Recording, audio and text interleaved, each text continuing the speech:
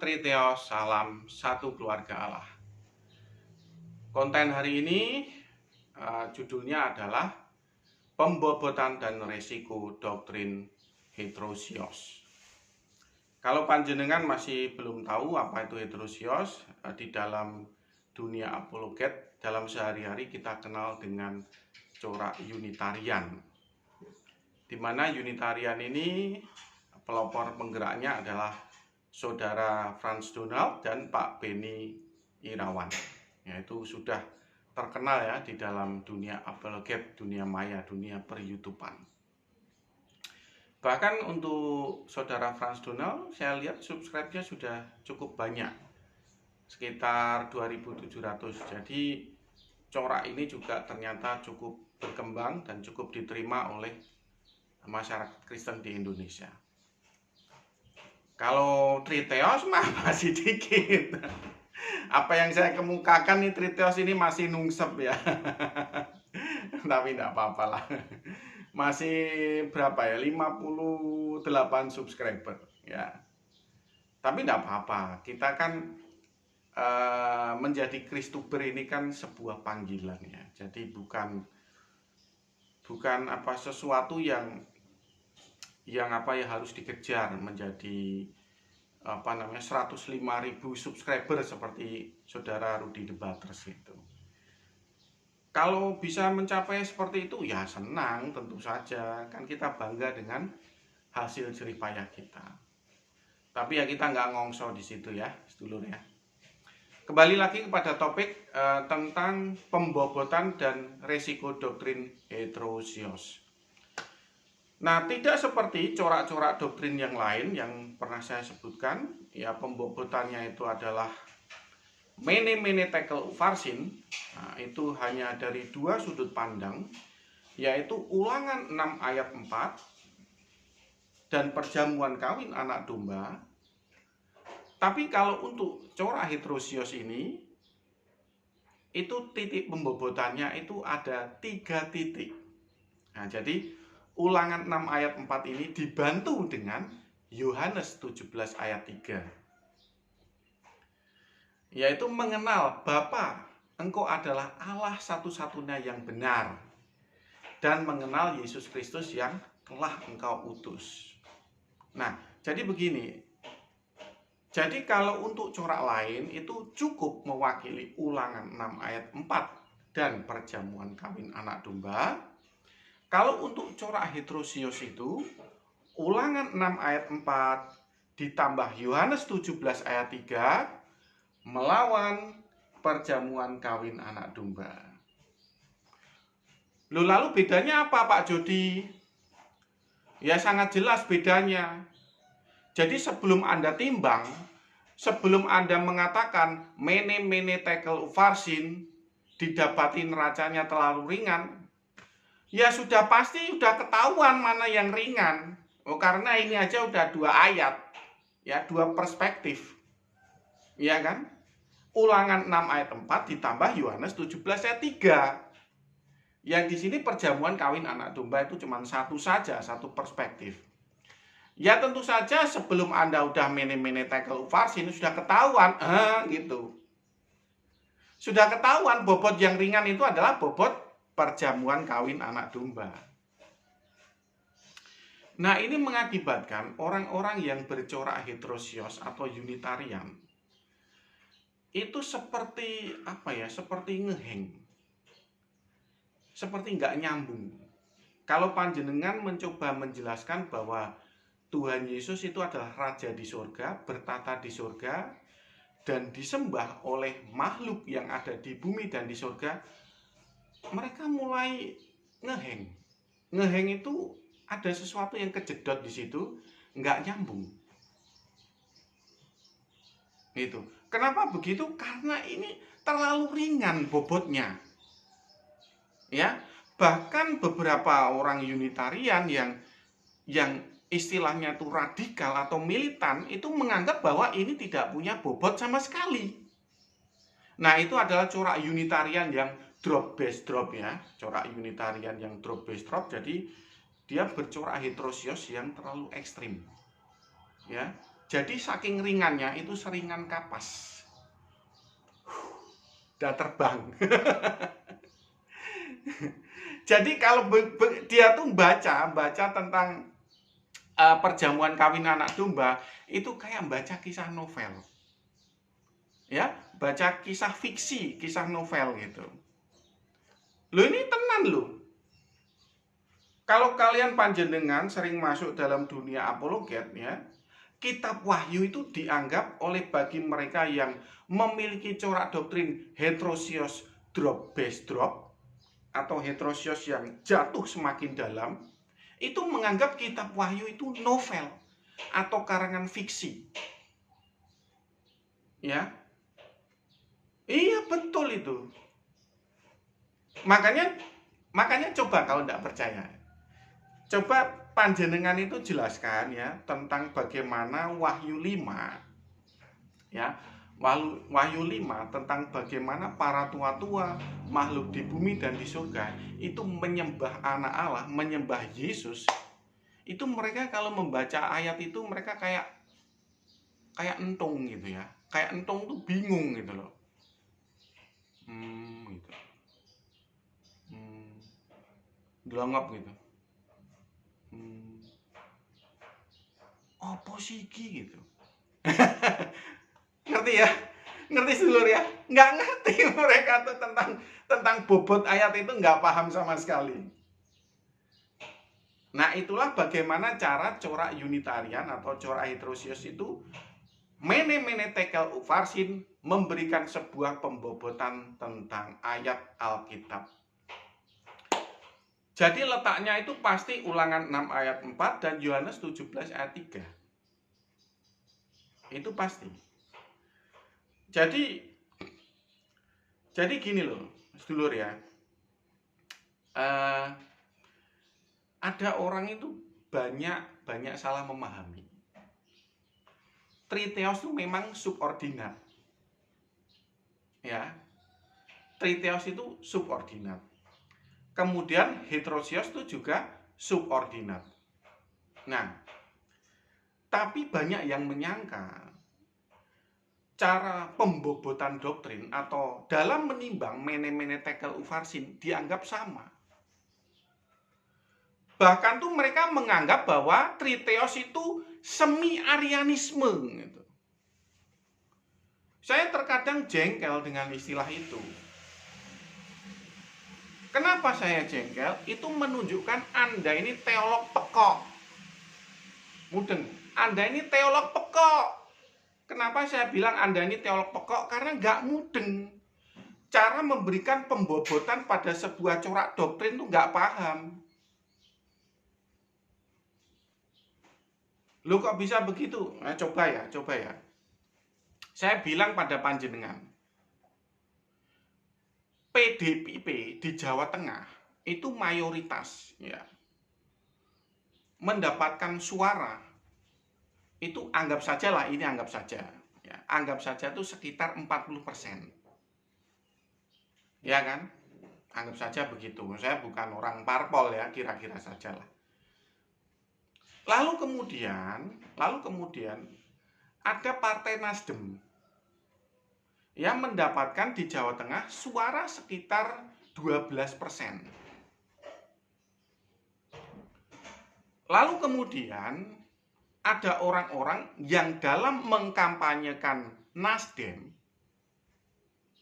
untuk menjatuhkan PDIP, mereka bilang bahwa PDIP itu semi Nasdem. Lah orang PDIP pasti ngamuk dengan cara-cara kotor seperti itu. Marah. Ya itulah yang saya rasakan ketika saya yang berdoktrin triteos, subordinat dikatakan semi-arianisme. Makanya ya jangan marah kalau saya katakan panjenengan itu teolog koplak. Ya itulah yang dirasakan orang PDIP di Jawa Tengah ketika dikatakan bahwa partai PDIP itu adalah semi Nasdem. Nah, perlu panjenengan ketahui ya, di dalam Konsili Nisea itu suara yang membela Eusebius itu jauh lebih besar daripada suara yang membela Uskup Arius.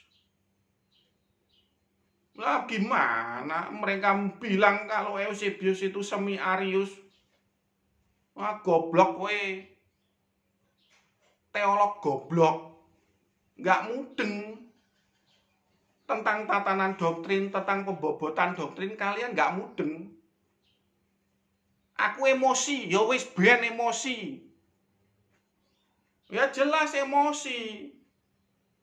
Ya kalau kalian itu pengen istilahnya itu membicarakan tentang doktrin Teos, bilang saja itu doktrin subordinat Origens. Nah, itu malah nggak apa-apa, saya oke. Subordinat Origens, subordinat Tertullianus, oke. Nggak masalah, ya memang karena memang kebenarannya begitu. Jangan bilang semi Arianisme. Ngawur kowe. Ya, makanya jadi teolog itu punya nalar ya, jangan ngawur. Bikin emosi orang, bikin marah. Ya, ingat ya bahwa kita yang subordinat itu adalah berbentuk subordinat Origens. Jangan kalian sebut-sebut lagi semi Arianisme. Jangan. Saya nggak terima itu. Nah, itu mengkerdilkan Triteos. Ngaco kamu. Nggak mudeng kamu tentang tatanan doktrin. Ya protes saya. Ya itu yang dirasakan orang PDIP yang di Jawa Tengah. Kalau ada, misalkan ya, ini buat analogi percontohan saja, yang bilang bahwa partai PDIP itu adalah semi Nasdem. Ya orang PDIP pasti ngamuk, nggak terima, orang mayoritas begitu. Ya itulah yang saya rasakan ketika panjenengan bilang Triteos itu semi Arianisme, ya ngamuk. Emosi saya, emosi. Mudeng ya? Nah, stop itu istilah begitu. Saya nggak terima itu istilah itu. Boleh bilang boleh bilang kalian subordinat Origens, nggak apa-apa itu. Oke, saya acungi jempol. Jadi kita kembali lagi ke topik pembobotan doktrin ya, itu jadi Hetrosios itu memiliki dua perspektif. Yohanes 17 ayat 3 dan Ulangan 6 ayat 4. Ini maknanya apa? Maknanya itu adalah mereka tetap ingin ada di bumi sudut pandangnya. Loh, Hetrosios, kan itu ada ayat kitab Wahyu tentang kehidupan di surga. Mboh aku ora mudeng. Aku ora dong tentang di surga itu. Sampai sekarang aku ora dong, aku ora mudeng. Kenapa kok Tuhan Yesus disembah oleh para penghuni surga? Aku ora mudeng. Kan harusnya itu ya seperti Ulangan 6 ayat 4 menyembah ya Yahweh. Mengapa? Karena Yahweh itu adalah Bapa. Ngerti ya? Dan Yahweh itulah yang mengutus Yesus, karena Yahweh itu adalah satu-satunya Allah yang benar sesuai dengan Yohanes 17 ayat 3. Ngerti ya kalian ya, cara bagaimana corak doktrin Hetrosios itu memberikan pembobotannya, pembobotan terhadap doktrin yang ingin mereka kemukakan atau mereka ingin sebarkan di tengah masyarakat Kristen. Dalam hal ketegasan, doktrin ini sangat bagus ya, sangat bagus. Ya, doktrin ini mono prima causa mutlak ya, mono prima causa mutlak. Jadi benar-benar hanya Bapa, satu-satunya Allah yang benar. Gitu. Nah, cuman yang jadi problem begini ya. Yang jadi problem begini. Ini kita lompat ya ke area resiko doktrin ya. kita lompat ke area risiko doktrin. Kalau perjamuan kawin anak domba kita abaikan, dan kita tidak menyembah Tuhan Yesus dalam peribadatan kita, lalu kita itu menyembah Bapa atau menyembah Yahweh. Yang menjadi problem ini Allah Bapa itu sang transenden.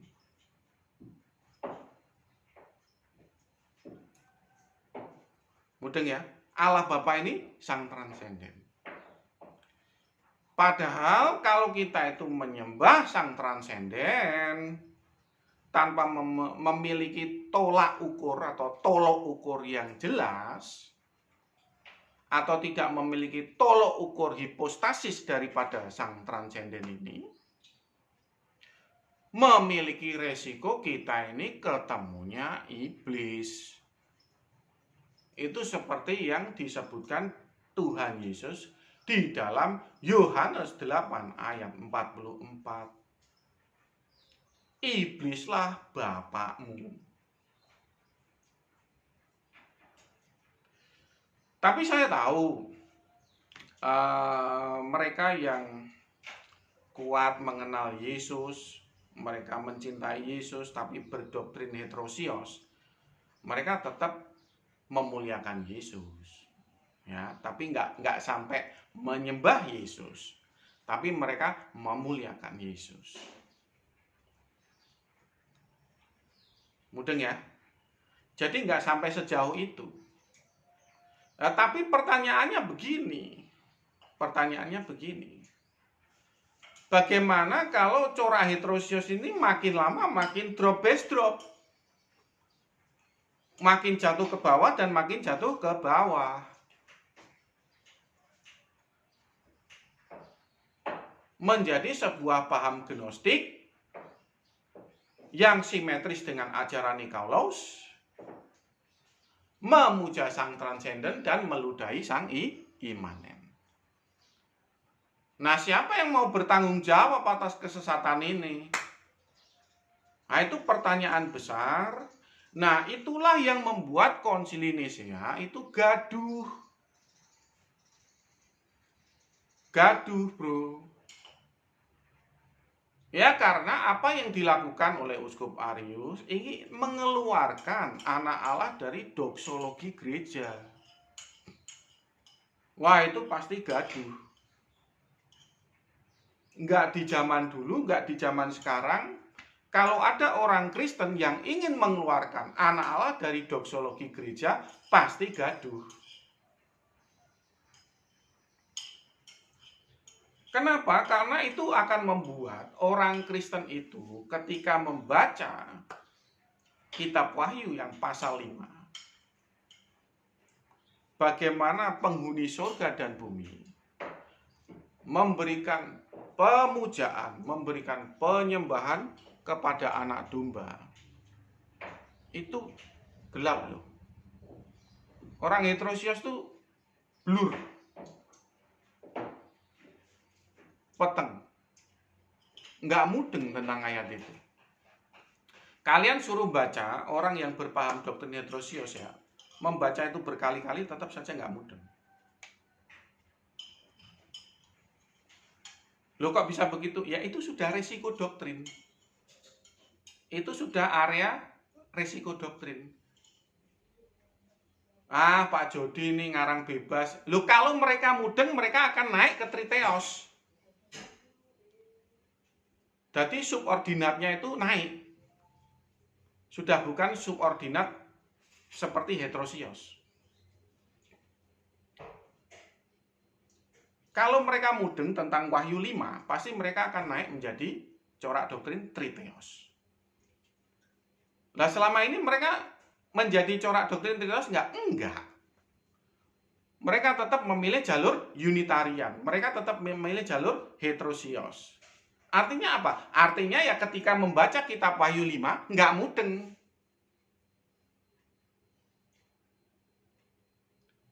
Ah, Pak Jody, kita bacain yuk gitu. Ya, kita bacain bareng-bareng. Ya, percuma. Jadi itu nggak mudengnya tuh bukan karena nggak dibacain, bukan karena nggak bisa baca atau karena buta huruf. Itu nggak mudeng tuh karena sudah merupakan pilihan doktrin. Mereka telah menimbang-nimbang bahwa Yohanes 17 ayat 3 dan Ulangan 6 ayat 4 itu adalah mene mene tekel ufarsin, dan didapati ini adalah bobot yang berat dalam bagaimana mereka memilih corak doktrin Trinitas. Ini yang nggak akan mudeng kitab Wahyu 5 itu. Nggak akan paham. Mereka akan bingung gitu loh. Kok Yesus itu anak Allah itu jadi raja di surga ya? Kok Allah Bapa nggak ada ya? Loh, kalau Allah Bapa transenden nggak ada, yang disembah ya Yesus. Bingung mereka. Nggak mudeng. Loh, mereka bukan orang bulat loh.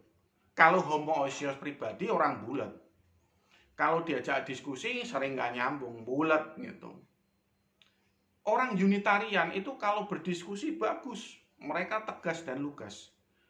Mereka benar-benar memiliki kemampuan untuk memiliki narasi-narasi yang kuat. Tapi begitu Anda kasih pasal Wahyu 5, ya sudah. Nungset. Nungset. Nggak akan ngerti. Kalian baca berkali-kali juga nggak ada gunanya. Loh, kenapa begitu? Karena itu sudah termasuk area resiko doktrin.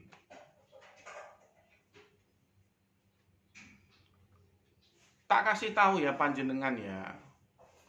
Kalau panjenengan itu sedang belajar tentang 4 corak Trinitas, dan yang mengajarkan panjenengan, teolog yang mengajarkan panjenengan tidak menjelaskan resiko doktrin, ya saya pastikan itu teolog itu sedang melakukan brainwash. Anda sedang dicuci otak. Brainwash. Cari pengikut, cari umat. Lah kenapa begitu? Ya karena memang yang namanya resiko doktrin itu mengerikan bagi para teolog. Serem, mengerikan. Lah karena dengan dia menjelaskan resiko doktrin, bagaimana dia memilih corak Trinitas itu, ya dia siap-siap saja kehilangan umat, kehilangan domba. Karena apa? Implikasinya itu ya jemaat yang dia gembalakan atau umat yang dia pimpin memahami, mata batinnya terbuka. Oh, corak heterosios itu resiko doktrinnya seperti ini toh. Oh, wah. Nanti kalau penghuni di surga semuanya menyembah Yesus, dan saya satu-satunya yang kayak entung delongop tidak menyembah Yesus, bagaimana? Lah iya, kalau aku di training matrikulasi, di sana ada guru untuk matrikulasi mengajarkan bagaimana menyembah anak Allah, ya aku selamat, masih tetap diterima di surga. Nah, tapi kalau saya diceluk satpam ya, malaikat yang menjadi satpam di surga, disuruh pergi, dilemparin ke neraka. Loh kok bisa begitu? Ya panjenengan kan jadi orang asing di surga. Semua menyembah Yesus, panjenengan cuman kayak entung delongop. Gitu. Mudeng ya? Mudeng ya? Mungkin ya panjenengan yang bercorak heterosios menyimak apa yang saya katakan ini protes. Pak Jody, saya nggak jadi, nggak menyembah Yesus, nggak jadi. Saya nggak mau lah dikatakan bukan penyembah Yesus. Saya menyembah Yesus karena yang ngeri juga melihat risiko doktrin seperti itu. Gitu. Nah mungkin panjenengan yang berpaham heterosios mau jawab begitu ya kan. Lah kalau panjenengan menyatakan menjadi penyembah Yesus ya ikut triteos. Ngerti ora bro, ikut triteos. Jangan kalian itu menyembah Yesus tapi masih ngaku heterosios.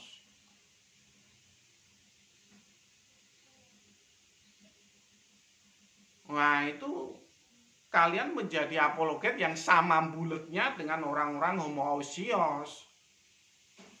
Nggak ada bedanya dengan mereka, bulat. Ya kalian harus tegas. Memang yang namanya doktrin Trinitas ini memiliki resiko.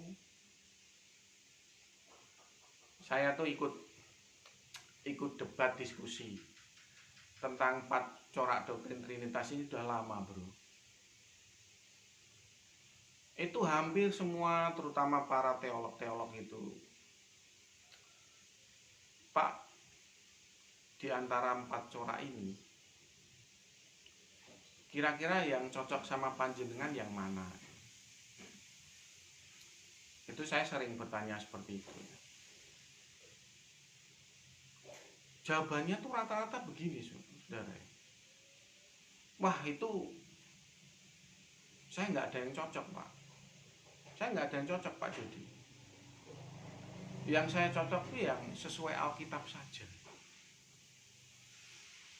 Itu boleh dibilang itu diantara kemungkinan saya tuh mungkin ya 8 sampai 10 kali bertanya kepada lawan debat saya, baik di grup WA atau di Facebook ya dulu ya. Itu rata-rata hampir 90%, hampir semuanya menjawab seperti itu. Itu menunjukkan bahwa mentalitas orang-orang Kristen kebanyakan itu sangat takut dengan namanya resiko doktrin. Takut sekali. Entah kenapa tuh mereka takut sekali. Dianggap bidat, dianggap sesuatu, takutnya minta ampun. Itu kayak seolah-olah tuh bener-bener kayak mau masuk neraka beneran gitu loh. Jadi sampai mereka tuh disuruh memilih satu di antara 4 corak Trinitas itu, langsung menggigil seperti ini. Takut, jangan dipaksa aku memilih. Aku hanya percaya Alkitab. Takut, jangan paksa aku memilih. Mereka menjadi tegang dan sangat takut kalau disuruh belajar tentang risiko doktrin. Loh asalnya ya saya nggak tahu. Loh saya tuh asalnya juga nggak tahu bro. Dan pertama kali ya saya juga heran. Loh kenapa ya nih ya, orang-orang Kristen ini kok aneh gitu loh. Lalu kita kan hanya bertanya biasa saja, bukan terus menodongkan pistol, ayo pilih satu di antara 4. Enggak. Kita hanya diskusi ringan, TikTok ringan saja. Itu mereka pun sudah sangat ketakutan memilih satu di antara 4 corak Trinitas.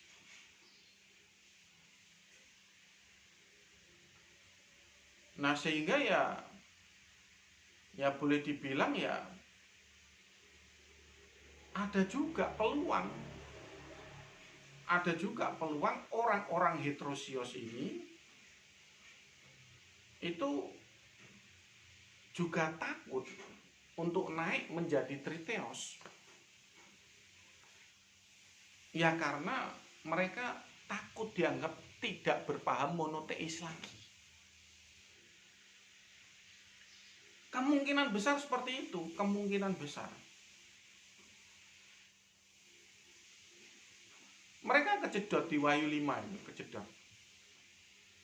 Udah, nggak bisa kemana-mana. Orang heterosius itu nggak bisa kemana-mana di kitab Wahyu itu.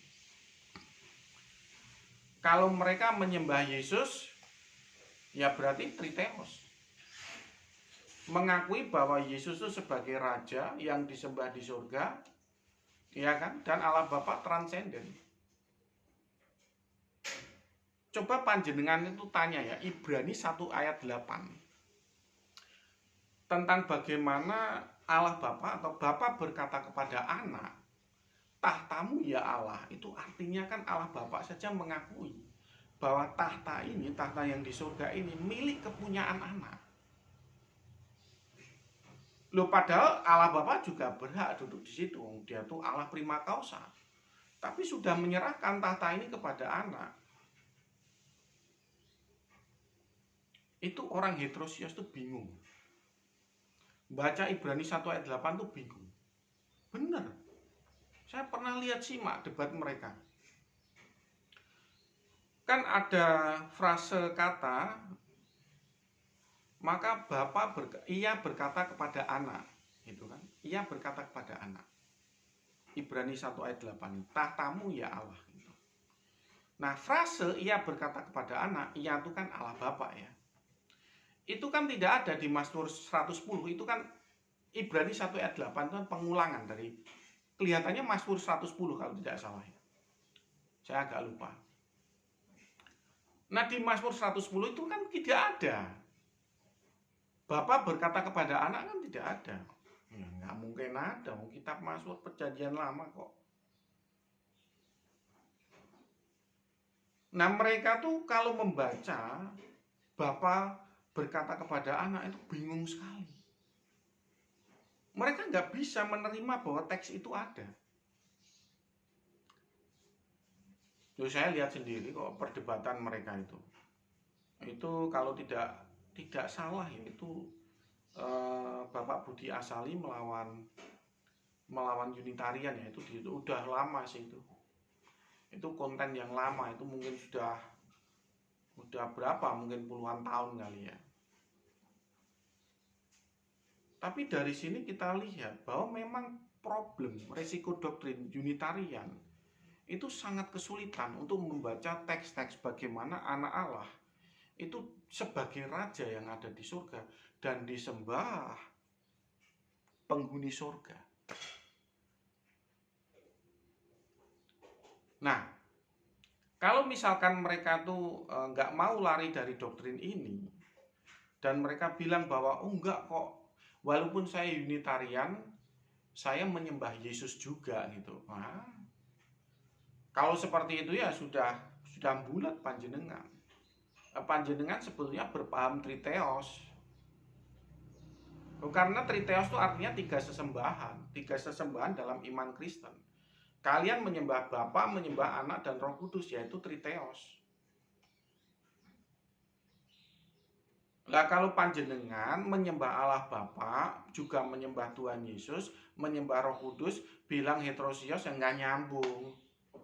Nggak nyambung, bener nggak nyambung. Udah parah, kalian nggak ada bedanya dengan orang homoousios yang suka bulet itu. Wes podo wae, serana yang dipilih. Ngerti ya? Ngerti ya kalian ya? Memang topik resiko doktrin ini aduh bener loh. Ini topik yang jarang diajarkan oleh para teolog. Itu sudah pasti. Ya, karena teolog itu kan punya kepentingan untuk membrainwash. Brainwash. Ucek. Brainwash. Ucek. Untuk menjaring pengikut, untuk mempengaruhi pengikut, untuk mempengaruhi orang Kristen. Kalau cara heterosios ingin mencari pengikut, ingin mencari pengaruh ya pasti akan selalu yang ditonjolkan itu adalah Ulangan 6 ayat 4 dan Yohanes 17 ayat 3. Ya pembobotan beratnya di situ dan selalu di situ dan di situ terus-menerus di situ, yaitu melakukan brainwash ucek. Cuci. Nah, coba silakan panjenengan jelaskan tentang kitab Wahyu. Wahyu pasal 5. Anak domba yang telah disembelih itu layak menerima pujian, kehormatan, kemuliaan selama-lamanya. Amin. Wah, kejedot. Panjenengan kejedot di situ. Panjenengan yang berpaham Unitarian, yang bercorak heterosios itu kejedot di situ. Lalu yang saya melihat fenomena kejedot yang lebih parah dari mereka yang bercorak heterosios ya. Karena tuh mereka tuh sangat anti dengan homoousios pribadi. Ya, yang dimana itu disebut dengan di zaman modern ini adalah Tritunggal ya gitu. Mereka anti dengan homoousios pribadi atau anti Tritunggal. Sehingga saya melihat fenomena yang cukup aneh. Ya, mereka menjalin apa ya, semacam sinergi kekuatan dengan corak heterosios yang drop base drop. Padahal corak heterosios yang drop base drop itu sudah ke arah Gnostik Nikolaus. Jadi sudah ke arah itu, dia tuh meludahi hipostasisnya Allah prima causa. Nah, ini yang apa ya? Fenomena yang bagi saya itu merugikan kerajaan Tuhan. Ya panjenengan yang bercorak heterosios itu ya memang homosios pribadi itu memang sangat menjengkelkan. Ya, karena mereka buletnya ini loh. Saya tahu apa yang panjenengan rasakan gitu ya. Saya ngerti kalau diskusi itu mereka memang bulet. Tapi homoousios pribadi ini tidak memiliki kesalahan fatal. Ya, mereka tidak berani meludahi hipostasisnya Allah prima causa. Ya. Jadi ya cobalah, maksudnya tuh fenomena dalam mencari teman seperjuangan ini harus ada remnya gitu istilahnya. Kalian harus rem ya. Jangan sampai memiliki teman seperjuangan dengan orang-orang yang bercorak doktrin heterosios drop base drop.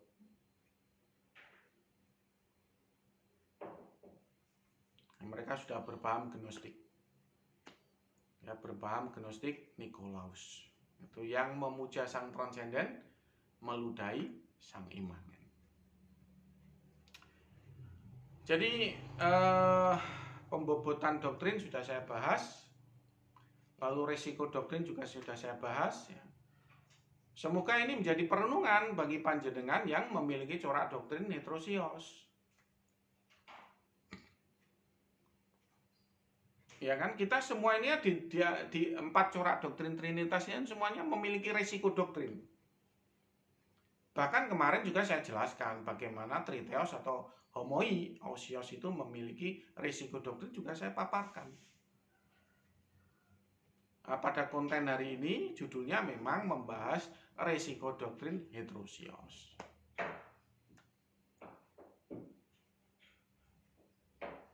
Mudeng ya? Mudengnya ini jadi bahan perenungan semua gitu loh. Nah, semoga yang telah tekun menyimak channel saya ini bisa menimbang-nimbang dari semua pembobotan dan resiko doktrin. Udah saya jelaskan semua ya, dari oneness, homoousios hipostasis, homoousios pribadi, homoousios, dan yang terakhir heterosios pada siang hari ini. Nah, panjenengan yang tekun menyimak konten saya ini, sekiranya apa yang saya paparkan itu menjadi bahan perenungan yang sangat mendalam sebelum panjenengan mau memilih corak doktrin yang mana. Ya, kalau saya sendiri ya sangat senang kalau panjenengan ikut Triteos. Ya, saya senang sekali mendapatkan sedulur Triteos semakin banyak. Ya kan? Tapi kan yang namanya pilihan itu kan tidak bisa dipaksakan. Nah, saya hanya membantu panjenengan untuk membuka pikiran, untuk memahami pembobotan doktrin dan risiko doktrin. Gitu ya. Mudeng ya para sedulur Triteos ya. Paham ya? Jadi tolong direnungkan itu, nggak usah tergesa-gesa, dan silahkan simak lagi apa yang konten saya sudah saya buat sebelumnya. Salam Triteos, salam satu keluarga Allah, Tuhan memberkati.